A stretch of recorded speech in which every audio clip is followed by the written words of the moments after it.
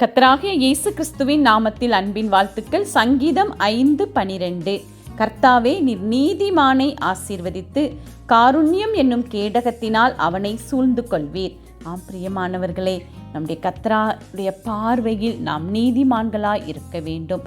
அவ்வாறு இருக்கும்போது அவர் நம்மை ஆசீர்வதிக்கிற தேவனாய் நம்மை ஆசீர்வதித்து காருண்யம் என்னும் கேடகத்தினால் நம்மை சூழ்ந்து கொள்வேன் என்று சொல்கிறார். ஆம், அவருடைய காருண்யம் நமக்கு வரும் பொழுது அது இரக்கத்தில் ஐஸ்வர்யமுள்ளதாயிருக்கும். நம்மை சரியான பாதையில் நம்மை நடத்தும்.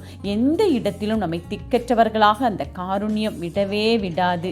ஏனென்றால் அந்த கேடகம் நம்மோடு இருக்கிறது. அது நமக்கு எதிரடையாய் வருகிற எல்லாவற்றையும் நீக்கி போட்டு நமக்காக முன் சென்று பராக்கிரமம் செய்யும்.